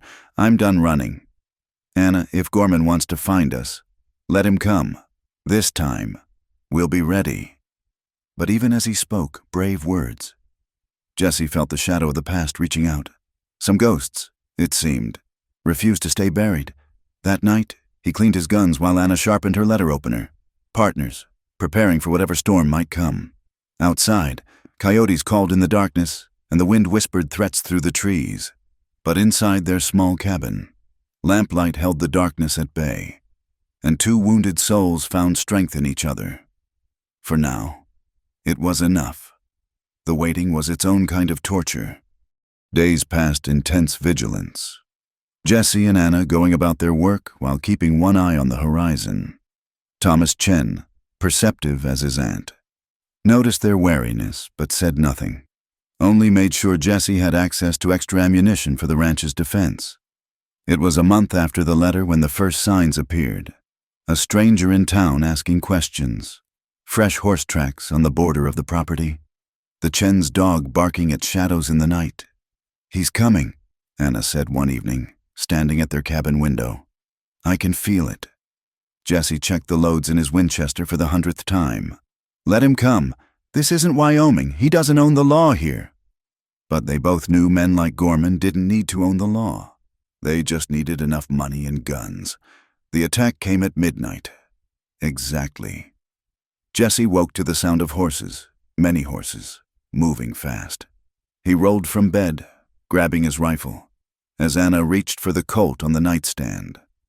"How many?" she whispered, already dressed. They'd taken to sleeping in their clothes. Jesse peered through the window. Moonlight revealed at least a dozen riders spreading out around the cabin. "Too many!" A voice rang out across the yard. Not Gorman's cultured tones, but the harsh rasp of a hired gun. "McCrae, Mrs. McCrae, come out peaceful like. The Reverend wants to talk."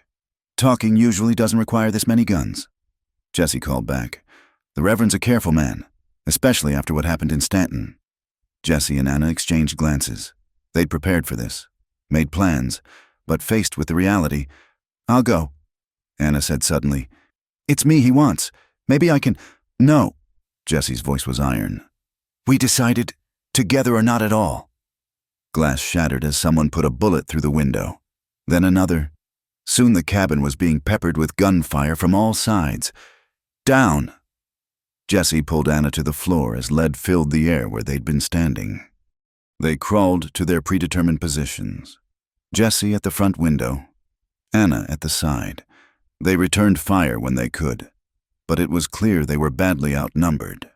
Then, through a lull in the shooting, came a sound that chilled Jesse's blood, the crackle of flames. "Fire arrows," he muttered. Someone was shooting burning arrows onto their roof. "Just like the barn," Anna said. And despite everything, she almost smiled. He's not very original, but this time there was no hidden exit, no secret escape route. Just two people in a burning cabin surrounded by hired killers. The smoke grew thicker. Flames beginning to eat through the roof. They'd have to make a break for it soon or burn. The root cellar, Jesse decided. On 3, stay low, move fast. But before they could move, new gunfire erupted outside, not aimed at the cabin, but at the attackers. Jesse heard shouts of confusion. Horses screaming, the distinctive boom of a shotgun. What the hell? Through the smoke, he saw Thomas Chen and his wife attacking from the main house, along with what looked like half the ranch's workers. The surprise assault had broken the attackers' formation, sending them scrambling for cover. Now! Jesse grabbed Anna's hand and they burst from the cabin, running for better cover. A rider bore down on them, one of Gorman's men. Saber raised. Jesse swung his rifle like a club, catching the man across the jaw and sending him tumbling from the saddle. They made it to the stone spring house, solid walls between them and the chaos. In the flickering light of their burning cabin, Jesse could see the battle raging. The Chens had turned the ambush into a melee, workers with pitchforks and shotguns against hired guns. There, Anna pointed. Reverend Gorman himself sat on a black horse at the edge of the fight, watching with cold satisfaction. He was dressed in his minister's black collar, white as bone in the darkness. Jesse raised his rifle, sighting carefully. One shot to end it all, but before he could fire, Anna put her hand on the barrel, pushing it down. "No," she said. "Not like this. Not shot from hiding like an animal. Anna, I won't have his death between us. Not that way." Her eyes were fierce. "If he dies tonight, it'll be facing us, seeing us, knowing why." Jesse understood. This wasn't about survival anymore. It was about ending things right. They emerged from cover together, walking through the battle like it was a dream. Men fighting around them seemed to slow, recognizing something final in their approach. "Gorman!" Jesse's voice carried across the chaos. The Reverend turned in his saddle. Saw them coming. His hand went to the pistol at his hip. "Don't!" Anna stepped forward. "This is between us. Call off your men." Gorman studied them, Jesse with his rifle, Anna with her Colt, both covered in soot and blood but standing straight. "Stand down," he called to his men. Everyone stand down. Gradually, the fighting ceased. In the eerie quiet, the only sound was the crackle of the burning cabin and the moans of the wounded. Gorman dismounted, walking toward them with the confidence of a man who'd never truly been hurt. Even the scar where his ear had been only added to his austere presence. "Annabelle," he said, voice gentle as a lover's. "Look what you've brought us to. Violence, death, destruction. This isn't what God intended for us. Don't you dare!" Anna's voice shook with rage. "Don't you dare invoke God after what you've done. Moses, the others, all the people you've heard in his name." "Sacrifices," Gorman said smoothly. "Necessary to maintain order, to build something greater. You would have understood in time. Been part of something magnificent. Built on blood and fear." Jesse said, "I've seen your kind of magnificent. It always ends the same, in ashes." Gorman's mask slipped, showing the fury beneath. "You corrupted her. Turned my pure bride into this creature. She was innocent before you." Anna laughed, wild and free. "Innocent? I was never innocent. Silas, I was trapped. There's a difference." She stepped closer to Gorman, and Jesse saw the man's hand twitch toward his gun. "I was going to kill you," Anna continued. "That night, not just hurt you, not just escape, kill you. The only thing I regret is failing. You see?"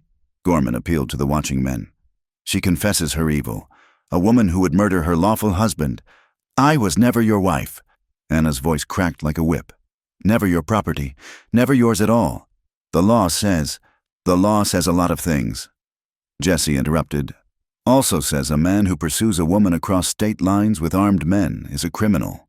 Says a man who burns property and threatens lives forfeits his own rights." Gorman's face went red. "You dare lecture me on law? You're a killer. McCrae. How many men have you murdered? How many?" 27, Jesse said quietly. "I've killed 27 men. Remember every face, Every name I knew.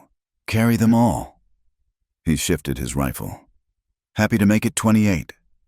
Something in his voice, the absolute certainty of it, made Gorman step back. But Anna's right. Jesse continued. You don't deserve to die in darkness. So here's what's going to happen. You're going to get on that horse and ride away.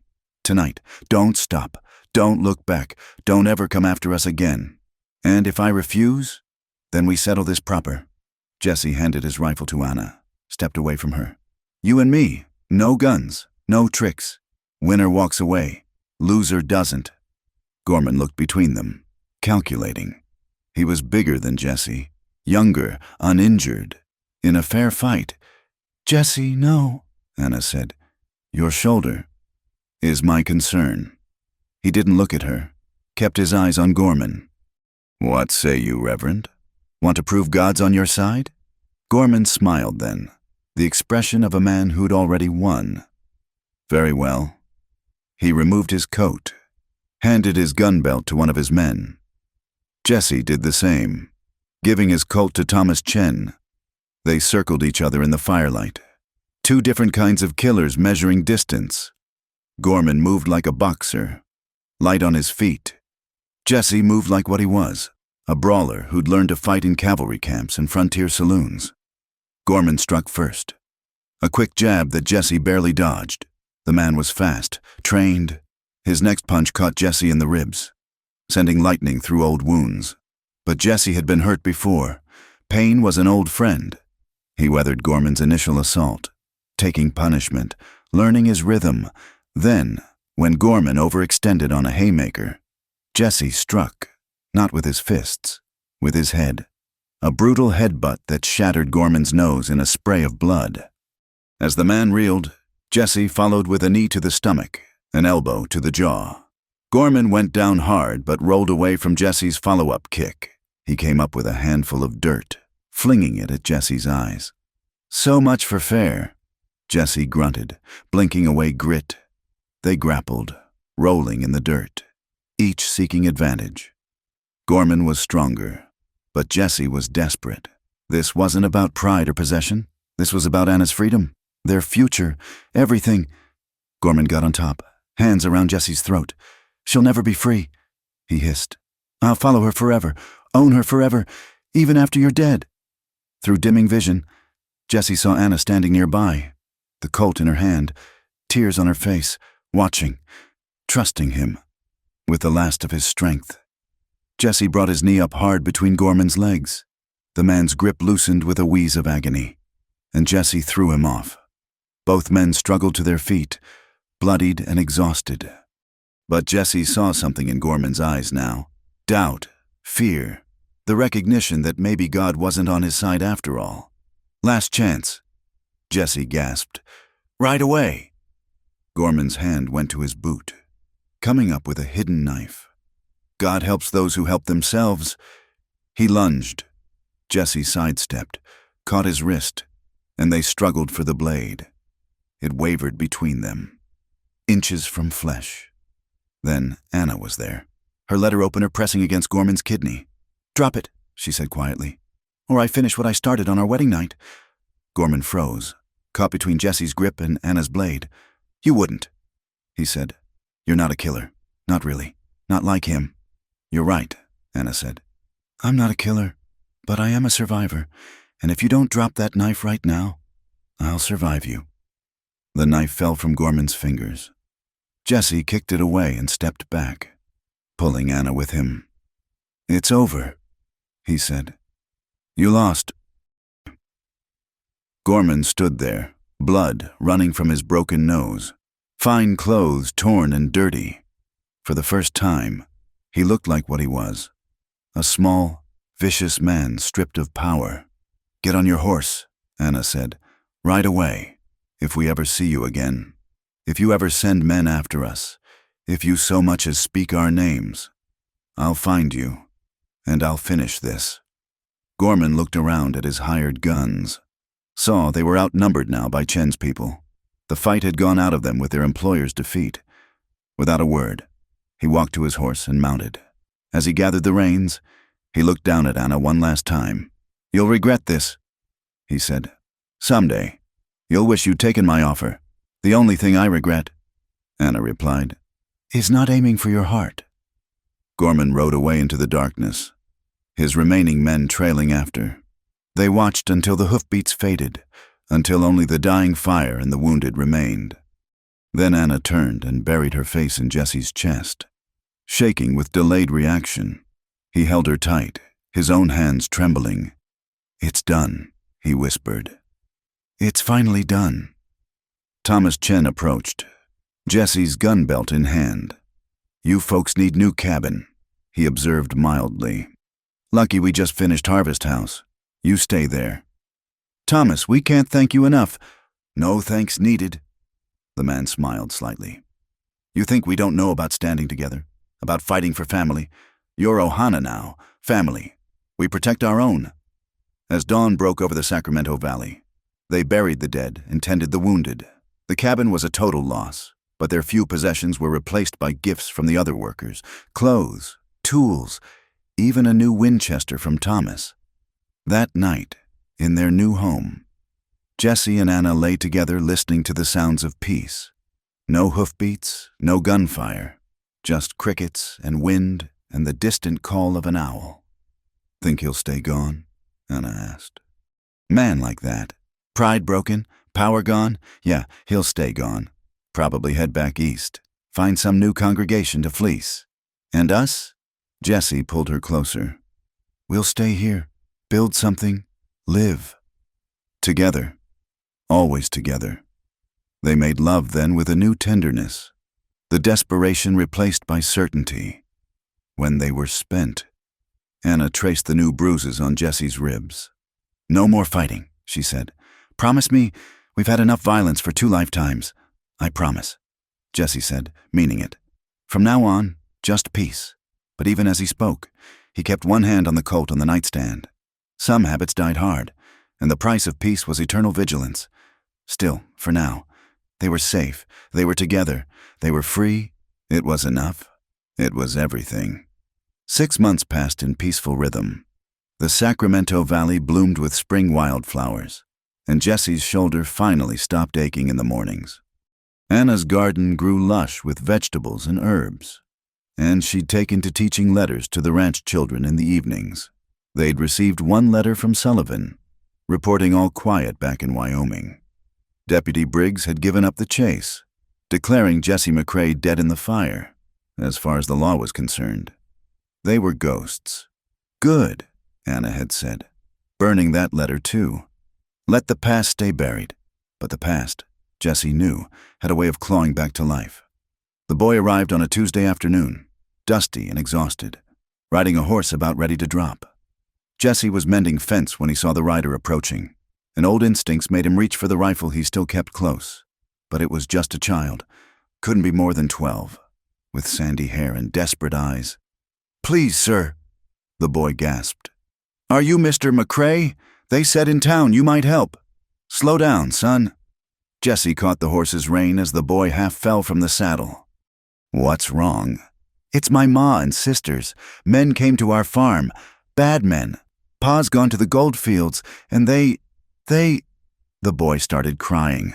Great gulping sobs. Anna appeared from the house, took one look, and gathered the child into her arms. "Shh. It's all right. You're safe now. Tell us what happened." Between sobs, the story came out.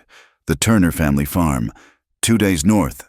Father gone to seek gold, leaving wife and 3 daughters. Men had come claiming the land was theirs, that the papers were fake. When Mrs. Turner refused to leave. They're holding them there. The boy, Samuel, finished. Said if we don't sign over the deed and clear out by week's end, they'll... "How many men?" Jesse asked quietly. 4, maybe 5, mean-looking. The leader has silver teeth. Jesse and Anna exchanged glances. They knew the type, claim jumpers, using force to steal what others had built. "Jesse," Anna said softly, "we promised, no more fighting." "I know." He looked at the boy's tear-streaked face, thought of his own Sarah. But I also promised to be the kind of man you could respect. What kind of man turns away from this?" Anna was quiet for a long moment. Then she went into the house and came back with his gun belt. "Then we go together," she said firmly. "Partners." "Anna, no, this isn't your fight." "Samuel," she interrupted. "Were any of those men hurt? Any of them need tending?" The boy looked confused. One had his arm in a sling. "Why?" Anna smiled. And it wasn't entirely a nice smile. "Because I'm going to be a traveling nurse, come to tend the wounded, and my husband is going to be a hired hand looking for work." Jesse understood immediately. "You're brilliant. You know that. I have my moments." They left that evening, after settling Samuel with Lily Chen. Thomas provided them with a wagon and supplies, asking no questions. He'd learned that sometimes the McCraes disappeared for a few days, and it was better not to know why. The Turner farm sat in a pretty valley, with a stream running through it and good soil for planting. Jesse could see why claim jumpers would want it. As they approached openly on the wagon, he spotted men with rifles positioned around the property. "Hold there!" A man emerged from the house, big, bearded, with those telltale silver teeth. "This is private property. Sorry to trouble you," Anna called out in her best Eastern accent. "I'm Mrs. Johnson, traveling nurse. Heard in town there might be wounded here needing tending." Silverteeth scrutinized them. Jesse kept his head down, playing the weary, hired hand. "Doc already seen to him," Silverteeth said finally. "Oh, but I have medicines the frontier doctors often lack." Anna persisted. "Laudanum for the pain, carbolic for infection. Surely a look wouldn't hurt." Greed won over caution. Medicine was expensive and hard to come by. "All right," Silverteeth decided. "But the man stays with the wagon." "Of course," Anna agreed sweetly. She climbed down with her medical bag, which did indeed contain medicines, along with her letter opener and a small pistol. As she walked toward the house, Jesse saw her stumble slightly, dropping her bag. "Oh, how clumsy!" she exclaimed. Silverteeth bent to help her pick up the scattered supplies, and Jesse saw Anna palm something, a small bottle. Inside, she could hear crying, children's voices, quickly hushed. Her jaw tightened, but she kept her nurse's smile as she was led to a back room. The wounded man lay on a cot, arm bandaged but clearly infected. He was young, maybe 20, with mean eyes and whiskey on his breath. "This'll help with the pain," Anna said, producing the bottle she'd palmed. But instead of laudanum, she poured a healthy dose of ipecac, a powerful emetic. Within minutes, the man was violently ill. As he retched and moaned, Anna called out, "He needs water and clean rags, quickly!" In the confusion that followed, she slipped from the room. The Turner women were locked in the root cellar. She could hear them through the floor, moving swiftly. She found the key hanging by the kitchen door. Outside, Jesse watched 2 men run into the house at Anna's calls for help. That left 2 watching him. Odds he could manage. He started coughing, doubling over. "Water," he gasped. "Please." One guard approached, canteen in hand. Jesse waited until he was close, then struck, a quick blow to the throat, dropping the man silently. The second guard turned, raising his rifle, but Jesse's thrown knife caught him in the shoulder, spinning him around. Inside, Anna had gotten the cellar open. "Quiet," she whispered to the terrified women below. "We're here to help." Mrs. Turner, a sturdy frontier woman with steel in her spine, understood immediately. She gathered her 3 daughters, all between 8 and 14, and followed Anna toward the back door. But Silverteeth appeared, blocking their way. "Going somewhere. Nurse Johnson." Anna didn't hesitate. The small pistol appeared in her hand. "Yes, these women are leaving with me." "I don't think so." He reached for his gun. Anna shot him in the thigh, dropping him with a howl. "I warned you," she said calmly. They burst from the house to find Jesse holding the remaining men at gunpoint. The Turner women scrambled onto the wagon while Anna kept her pistol trained on the wounded Silverteeth. "You're making a mistake," Silverteeth snarled. "You don't know who you're crossing, mister. Dalton owns half this valley. He'll hunt you down. Tell Mr. Dalton, Jesse said evenly, that this land belongs to the Turners, and if he or any of his men come near it again, they'll answer to me. And who the hell are you? Jesse smiled coldly. Someone who's done being peaceful when children cry. They left the claim jumpers tied up and wounded, taking the Turner family to safety in town. The sheriff, once he heard the story and saw the legal deed, promised to investigate. It won't stop Dalton. Mrs. Turner said quietly, men like him don't give up easy. Then we'll be ready. Jesse replied. And they were. When Dalton's men came again, more of them this time, they found not just the Turners, but half the valley's farmers waiting. Word had spread about the McCrae's stand, and good people had decided enough was enough. The Battle of Turner Creek, as it came to be known, lasted all of 10 minutes. Faced with determined resistance, Dalton's hired guns decided their pay wasn't worth dying for. Dalton himself fled the valley, his reign of terror broken. You did this, Mrs. Turner told Jesse and Anna afterward. Gave us the courage to stand together. We just reminded you that you could, Anna replied. Word spread. Over the following months, others came seeking help. A Chinese family whose store was being threatened, a Mexican rancher being cheated by a corrupt land agent, a widow whose late husband's partner was trying to steal their mine. Jesse and Anna couldn't help them all, but they did what they could. Sometimes it was violence, Jesse's gun and Anna's cunning a formidable combination. Sometimes it was simply standing witness, letting bullies know someone was watching. So much for no more fighting, Anna said one evening, cleaning a graze on Jesse's arm from their latest adventure. Are you angry? She considered. No, this is different. We're not running or hiding anymore. We're building something, protecting something. She smiled. Besides, I've discovered I rather like the excitement. Mrs. McCrae, you're a dangerous woman. Mr. McCrae, you have no idea. They made love that night with the passion of people who faced danger together and emerged stronger. Afterward, lying in the darkness, Anna said, I think this is what we were meant for. Both of us, not peace exactly, but purpose. Jesse pulled her close. Together. Always together. Years passed. The cabin grew into a proper house. Children came, not their own, for that blessing was denied them, but orphans and runaways who needed shelter. Anna taught them letters and numbers. Jesse taught them to ride and shoot and stand up straight. Some stayed, becoming family. Others moved on, carrying the lessons learned at the McCrae place into the wider world. All of them called Anna Ma and Jesse Pa, and neither corrected them.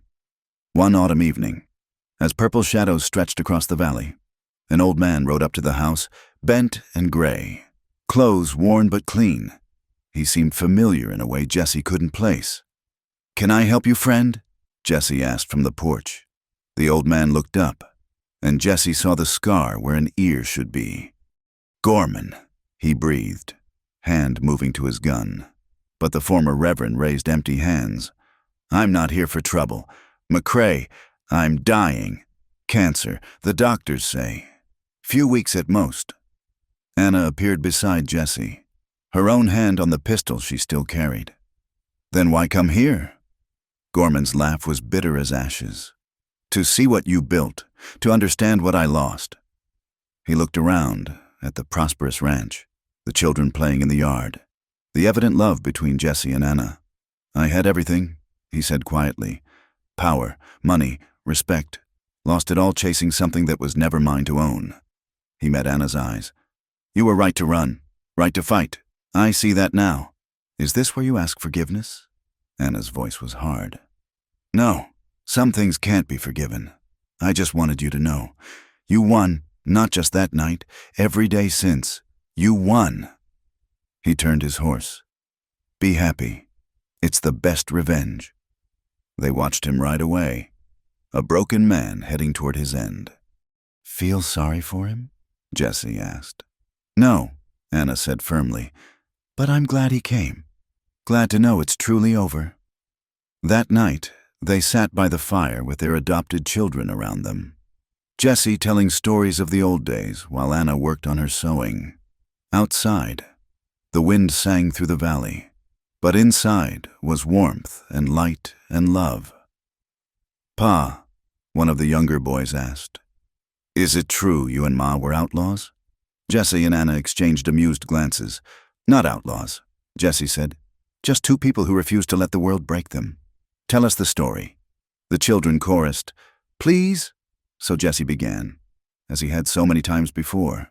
"It was a dark and stormy night in Wyoming, the worst storm in 20 years, and through that storm came a woman in a wedding dress." The children listened with rapt attention, though they'd heard it a dozen times.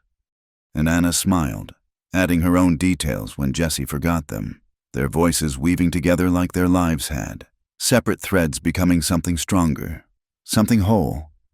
Later, after the children were abed, Jessie and Anna stood on the porch watching the stars wheel overhead. "Any regrets?" Jessie asked. "Not a one." Anna replied, "You?" "Just one." She looked at him in surprise. "I regret," Jessie said, pulling her close, "that it took so long to find you." Anna laughed, the sound bright as silver in the darkness. "Better late than never, my love. Better late than never." And in the vast Wyoming night, with their hard-won peace around them and their chosen family sleeping safe, Jessie McCrae and Anna Whitman McCrae held each other close. Two souls who'd found salvation not in forgetting the past, but in choosing their future. Together, always together. The end. Thank you so much for listening to this Wild West love story. I hope Jessie and Anna's journey touched your heart as it did mine. Where are you listening from today? Drop a comment below and let's connect across the miles. Don't forget to subscribe to the From Wild West channel for more tales of courage, love, and redemption from the American frontier. What did you think of Jessie and Anna's story? Share your thoughts in the comments. I'd love to hear what moments resonated with you most.